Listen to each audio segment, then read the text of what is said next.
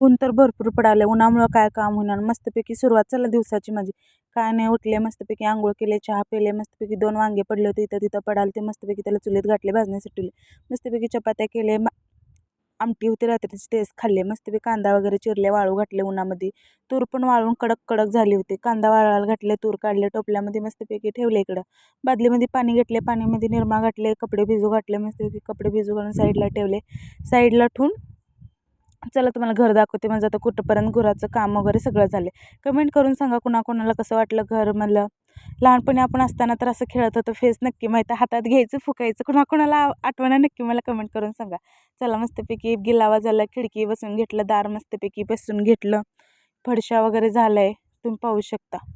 कसं साधं सिंपल बांधलं आहे कसं कमेंट करून सांगा. इकडं पण बसवलं, इकडं किचन आहे, अजून देवारा आहे, बेसिंग आहे, बसवायचं आहे म्हणून राहिलं. मागं तेवढंच बोळ सोडलं. कमेंट करून सांगा कसं वाटलं. घर सांगा वरलं. हे मस्तपैकी मग कारलं पण आलं थोडंसं तुमच्या संग शेअर करावं म्हणून दिवसभरची. तेव्हा मध्ये मी तुम्हाला व्हिडिओमध्ये दाखवले होते. मस्तपैकी बादलीमध्ये लावलं, हिरवगार फुटले.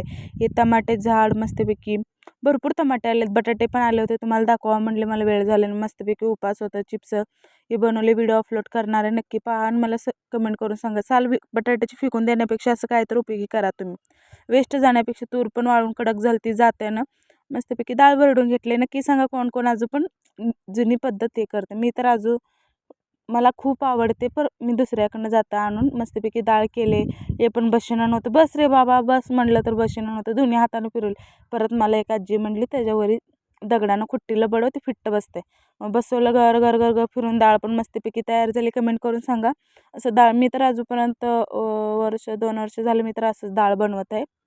नंतर कोण कोण म्हणते छातीमध्ये जळजळ व्हायला. कसं आजकालच्या डाळीमध्ये केमिकल वगैरे भरपूर घालायलेत, म्हणून मी असं घरातल्या घरात ट्राय करते. मला असं एक दिवस पण असं छातीमध्ये जळजळ होत नाही, पित्त वगैरे असते. कधी पण तुरीची डाळीची कच्ची डाळ करा किंवा आमटी करा, हळद घालून बनवा, पांढरी शुपड तयार झाली. ही मस्तपैकी झाडाला कैऱ्या आल्या होते. नक्की मी तुम्हाला कैरी चटणीची रेसिपी शेअर करेन. मला बोलायला जमलं का नाही नक्की कमेंट करून सांगा, विसरू नका सगळ्यांना. चला संध्याकाळची आता मस्तपैकी सुरुवात. काय नाही मंडळी, गवारचे शेंग केले इकडं, मस्तपैकी चपात्या लाटून घेतले, भात लावून घेतले. झाला आजचा ब्लॉग माझा संपला. बाय बाय, भेटूया पुढच्या व्हिडिओमध्ये. श्री स्वामी समर्थ.